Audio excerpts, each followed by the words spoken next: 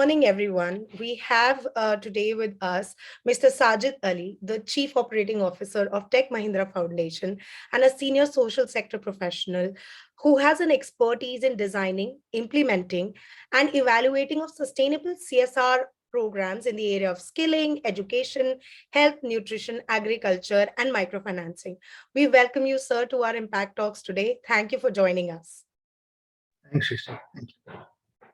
So, sir, to take this conversation forward, I have a couple of questions that I want to ask, and I am sure our viewers are also curious to know this from your end. So, sir, I just wanted to understand that could you tell us about your professional journey in the CSR space and how you decided to work here in the first place? Yeah, so Srishti, basically I come from Western UP. I have a village background, and so still my cousins and friends are working as daily wages. So from that kind of background, I've been coming. So I was fortunate enough that my father got educated and went on to become an engineer, and we are privileged lot. But still, when I see around, pretty much my cousins and friends, childhood friends, are still there. So I mean, it was not a career choice for me, but it came naturally to me to be in this sector. So I did my BSc in agriculture from Bandhagar University, then went on to do my masters in rural management from Irma, Gujarat, and started off my career from livelihood and microfinance. Moved on to a consultancy in social sector, small cap consultancy. There I got to learn basic tricks of the game, how to design, how to research, impact evaluation, project life cycle, all of that. Was fortunate enough to work with multinational agencies, Indian corporate foundations, hardcore NGOs, multilateral agencies. So that experience was wonderful. And as a result of that job role, I was mutually shifted to Tech Mahindra's payroll to implement one of the flagship projects that they were planning to start in direct implementation mode. So that was a 1 year contract. I worked for Tech Mahindra Foundation, and then got the opportunity to work in agriculture space in rural Punjab. So I thought this was the godsend opportunity for me to work for farmers. And since I had basic degree in agriculture, so I thought, why not try this out? So I worked with rural communities there, improving quality of the milk, healthy nutrition. We worked on first 1,000 days on biodynamic farming. So 2 years I was leading CSR for Danone, which is a French food company in Punjab. And that was the time when Tech Mahindra Foundation was beginning to think about having a direct implementation portfolio in a skill development space. And that's when they called me back, and I was happy to come back on board. And for past 6 years I've been with the foundation, first in the role of head of direct implementation portfolio program. So I took it up from zero to roughly 40% of the portfolio is directly implemented by the foundation now, which is very rare in CSR world, that CSR foundations are doing things on their own. 5 years I did that. I also launched health research and monitoring evaluation unit for the foundation. And for past 6 months, roughly 6 months, I've been handling operations for the foundation in my capacity as Chief Operating Officer. So that has been my journey so far. Wow, I'm really impressed with such a humble background and the journey that you started from, just a student of agriculture, and then gradually also aligning your career with agriculture, still considering it as a godsend opportunity, and then expanding your growth and coming back to Tech Mahindra. I think this is a very interesting path to understand and learn more about. Moving on from this journey of yours, I would also like to understand when you say that you are in Tech Mahindra from like past 6 years and you've been handling operations, you've been handling direct implementations of programs. What are the core areas of work Tech Mahindra CSR wing takes care of? What would be your recommendations of any social impact organization that would want to work with Tech Mahindra in a partnership model, in a collaborative model, or maybe in a different model altogether? So, what are your recommendations, and what are the core areas of Tech Mahindra CSR wing? Yeah, so coming to the core areas, foundation was established in 2006. So in past so many years, foundation has been very firm and determined to work only in couple of spaces, and that has been our core areas and strengths. So we are into education. So when I say education, not just school education, but also teacher education is part of our portfolio, and skill development. So these are the only two themes for which Tech Mahindra has been working. And apart from this, disability and women empowerment has been cross-cutting themes for us. So coming to the partner implementation projects, we are opening smart centers. We have 70-80 centers as of now in 11 cities. So foundation is primarily urban focused organization. So we have all of these centers only in major 11 major cities of the country. So we work with NGO partners offering roughly 50 courses. 20,000 students graduated from these centers every year. So that's the scale that at which we are working. We also work with around 40 schools, and the program is called as Arise, All Round Improvement in School Education. So out of these 40 schools, roughly more than 70% are schools for children with disabilities, where we cater to the needs of children coming from speech and hearing impairment. Some of them are also having ID.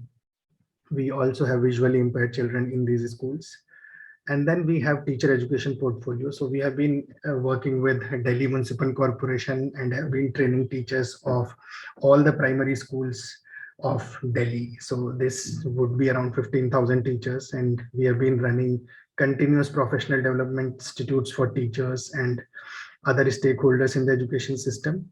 As of now, we are running 3 institutes in Delhi alone, and this is one of its kind projects in India, which in my knowledge nobody else is working. So it's a proper institute where we are catering to the needs of education system when it comes to capacity building of teachers, school leaders, school inspectors, and education officers. And then we have a portfolio in education and skill development which we are directly implementing on our own. So these we call as smart academies, and smart academies focus on three major themes on healthcare, allied healthcare, digital technologies, and logistics.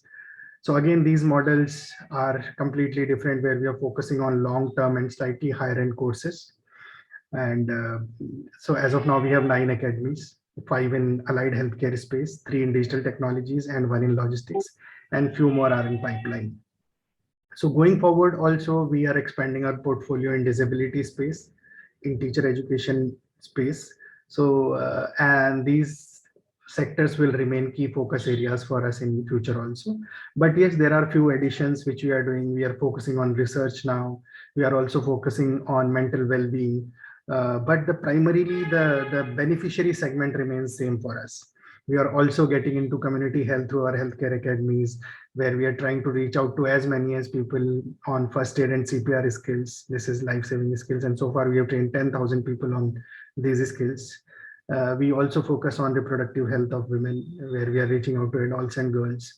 And we are also focusing on TB awareness amongst the communities where we are working. So this we are doing through our healthcare academies. But yes, largely the beneficiary segment and the core focus area remains same for us. And yeah, that is about the core focus areas. And for the partners who are looking at foundation as one of the corporate donors, yes, we would partner in future with organizations having interest in skilling, and also in children and youth with disabilities, coming up with innovative models. So we will be open to discussion with them. But yes, the mandate remains that we will remain in these major cities. We will be primarily urban focused organization. We will only work with children. We will only work with youth. We will only work with women coming from not so privileged backgrounds. But yes, Shrishti, very often we get random requests. So the unfortunate thing is people don't do their research before reaching out to CSR foundations. So they send random emails, and being a humble organization, we tend to reply to each of them, sending regret messages, um, as unrelated emails like supporting something which we have never even thought of. So my request to NGOs looking out for funds would be do proper research when you reach out to CSR foundations, because this might not just align with their area of work, and sending random request will also talk a lot about your seriousness uh, in reaching out to the corporates without doing your own homework. Absolutely, sir. I think I couldn't agree more with like researching before applying for funds. I think to addition to what you said, I think it would also help the NGOs to expedite or catalyze the process of getting funds for their own projects if they reach out to the right donors in that sector. And obviously, as you've mentioned multiple times, that Tech Mahindra has very core niche in terms of the areas of work that they do, the target audience that they want to cater, and the geographies that they are looking at.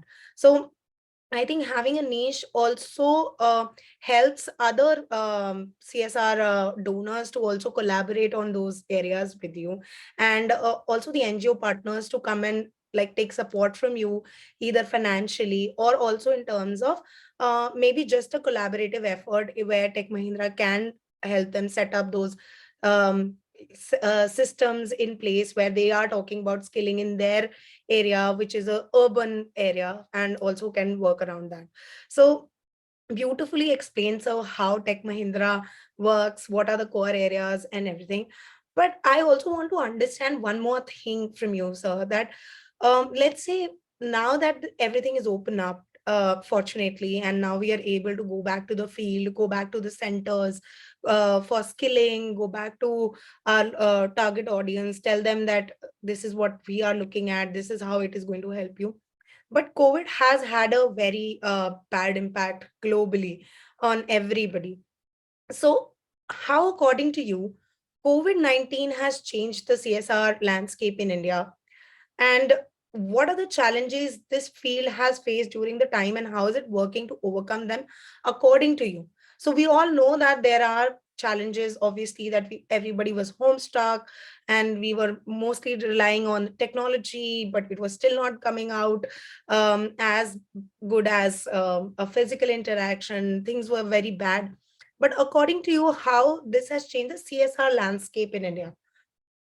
So if you could share Yeah. some more. So from our experience, definitely, if we do not talk about challenges and what people have faced, it would be injustice and not humane approach to do. But yes, acknowledging challenges, now we don't have any option because things are pretty much over now. But what we can learn from COVID and how things have changed, I'll focus on that. So I see, this sector was, um, I would not say competitive, but stakeholders were not interacting to each other. So people were living in silos, all the organizations, corporates, NGOs, everybody had their own fixed frame of mind and rigid way of doing things. But COVID has, helped the sector in coming together and help them in coming up with solutions to complex problem, collaborative solutions. So I see collaboration like never before in CSR space, and also openness in discussing what you are doing, openness in discussing your challenges, looking out for solutions. Because during COVID, people were looking out for solutions, and if there was any solution existing, everybody was jumping on it to learn how things can be done in a better way. So we learn from many stakeholders would have learned from us also. So I see that openness and flexibility in approach in learning from each other and collaborating to solve complex problems. Because this sector, many of the problems are adaptive in nature, it's not very technical in nature, and that's where people need to collaborate. We are not typical corporates running out for market share, right? We are here to solve a societal problem, and I think collaboration was the best way to forward. So we were clueless why people are not collaborating in this sector and why people are keeping things close to their heart and not opening up. But now that has changed completely. You would have seen many more partnerships coming up. If not direct financial relationship, at thought level people are collaborating. We have collaborated with many NGOs, many thought leaders, many like-minded CSR partners. So I think that has now completely changed, and people are a bit more flexible, open in their approach. So that has completely changed, and I think this will help sector to grow. I think so beautifully explained, and I've never heard somebody see the silver lining of COVID, post COVID. like this. So I've always heard people speaking about challenges, speaking about things, but definitely when I now hear you, and I was thinking while listening to you, definitely partnerships have grown and people have come up in a very interactive space to come and discuss it with fellow CSR donors also, and then also come, Live example was CSR conclave that you guys organized at right. Aerocity. The partnership was unparalleled. We have never seen such a big event and people talking openly, sharing their experiences, sharing their solutions. So I mean, it was wonderful example of collaboration and partnerships. Thank you, sir. I think that's one of our flagship programs that we host, Yeah. events that we host every year. And we look forward to more such partnerships and like growing it to another level now. Maybe next time we have more themes, more panel discussions, a longer program that we want to implement. So let's just hope for the best to come. And yeah, but thank you, sir, for your insights on COVID-19 and its impact on the CSR landscape in India. I just want to ask a couple more questions from you in this interactive session moving on. Can you elaborate on some of the crucial learnings you've had while spearheading the and navigating the CSR for Tech Mahindra? I'm sure, like, in your journey, there must have been some hurdles and there must have been some challenges and learnings along with them that you would have. So, what would be your advice to some young professionals who would want to work in the space of corporate social responsibility? And what are your learnings that maybe you can pass to the next generation of professionals? Yeah, I think young professionals, they should not follow what we have been doing, people in their mid-career, or they should come with a new approach. But yes, my learnings probably would help in senior people who have been in this space and not so open in discussing ideas and solutions.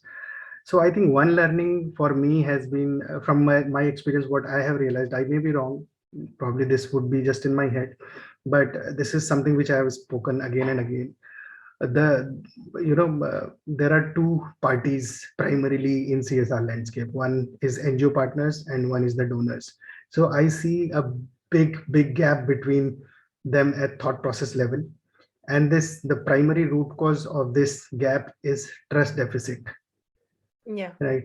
So the default setting is not to trust your NGO partners and not to trust your CSR donors, so vice versa, right? So trust is basically missing, and the default setting has been not to trust. So therefore, too many controls. Donors have been a control freak, and I've been at both the sides, so I realize pain points of both the sides. NGOs feel that donors should just give the money and not poke their nose on daily affairs. Similarly, NGOs feel that CSR donors feel that since they have given the money, they have right to control everything. So it doesn't work like that. You got to trust each other. Only then things will improve. Ultimately, we are here to make an impact and to help communities come out of a problem or multiple problems. But if you guys are continuously, striving for your share of impact and your share of limelight uh, in the project, then things will be disastrous. So trust each other and then move forward.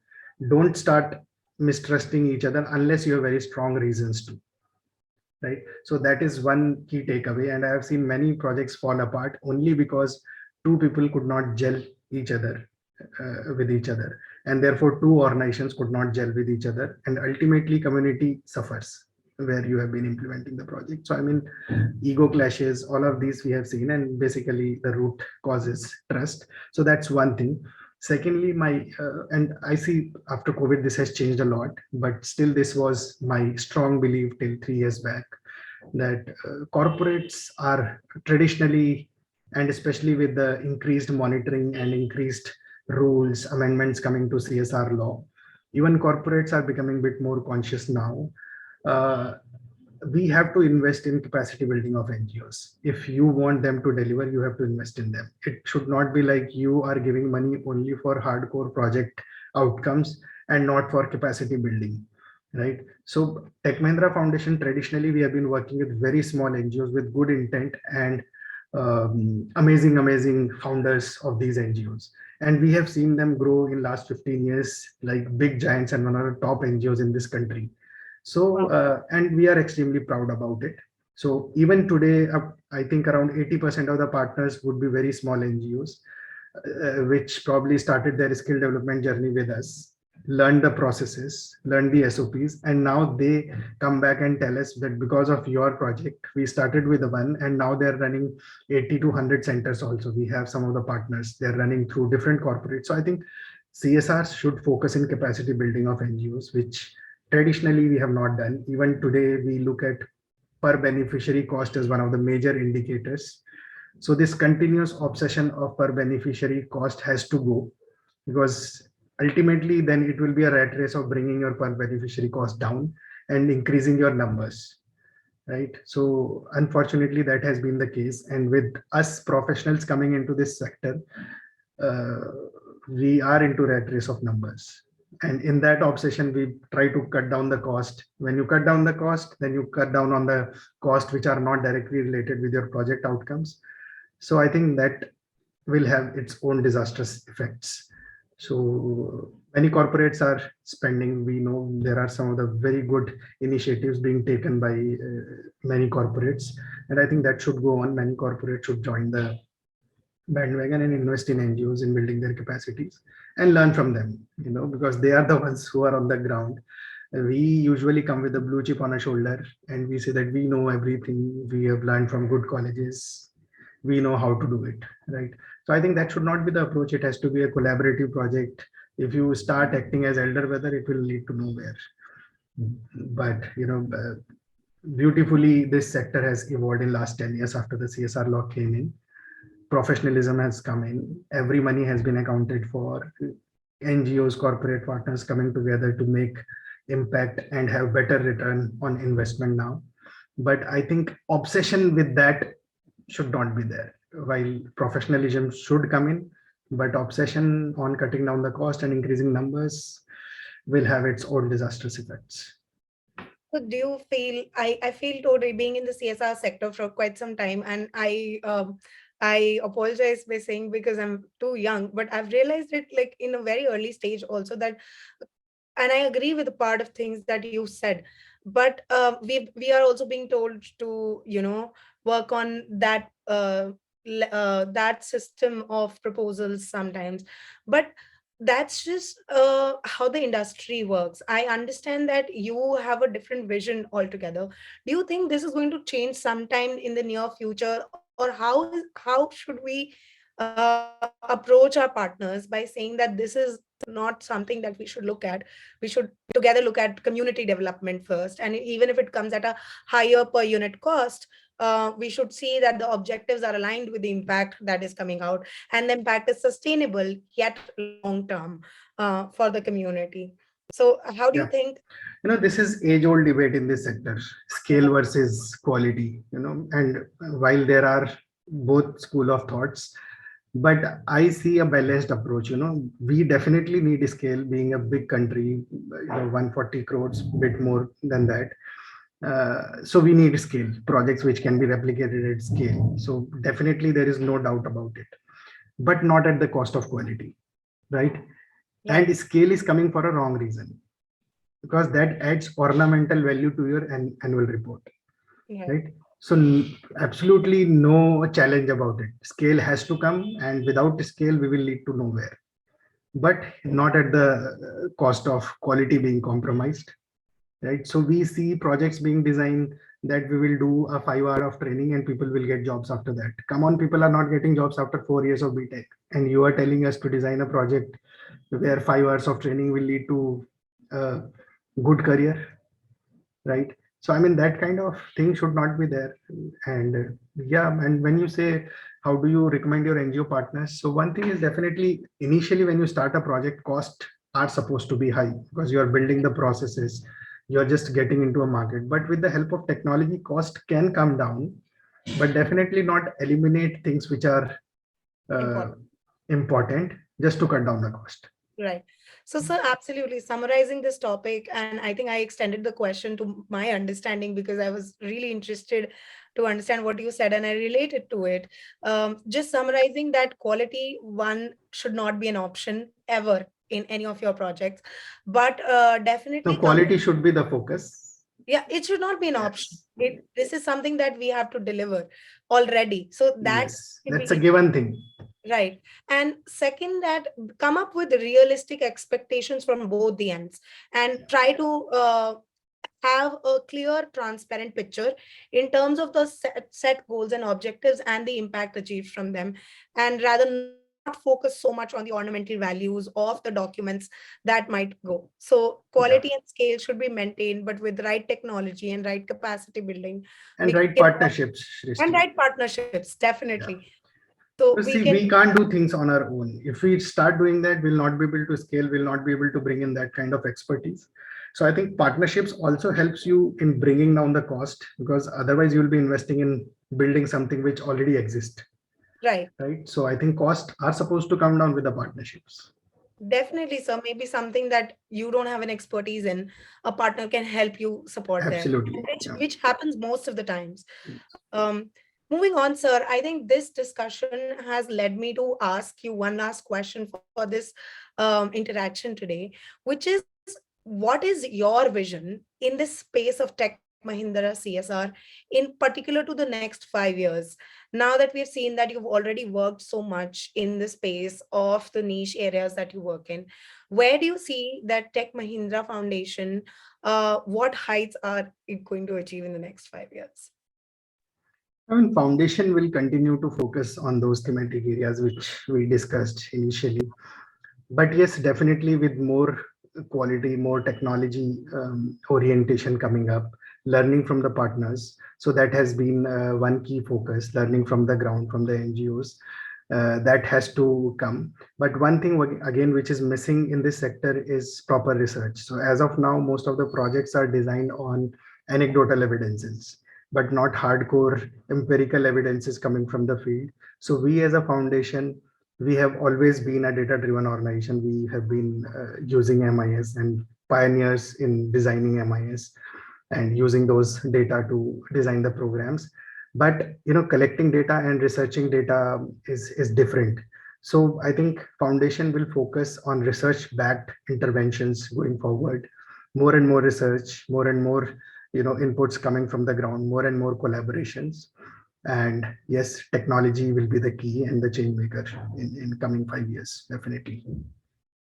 Great. I don't have any concluding point for this one also. You summarized it so beautifully, sir. I think it was a great interaction that we had today. I just put a pause to the recording. These are the questions that I wanted to ask, but just one thing also, sir. Is there any message that you want to give to our audience on your own, apart from the questions that I've asked, or is there anything that you want to say further? Happy to hear you, sir. So to all the senior professionals out there, happy to learn from them, happy to share views, exchange ideas, definitely. And if youngsters are there, definitely don't follow the footsteps what people have been following. Think your own way, because you are coming from Gen Z. So probably you will have better ideas than what our generation had of changing this, not changing the society, but helping the society, I would say. But yes, let's collaborate. That has been the key mantra for us. Yeah. Yes. So closing on the note of let's collaborate with Tech Mahindra today and Mr. Sajid Ali. Great interaction, sir. Thank you so much.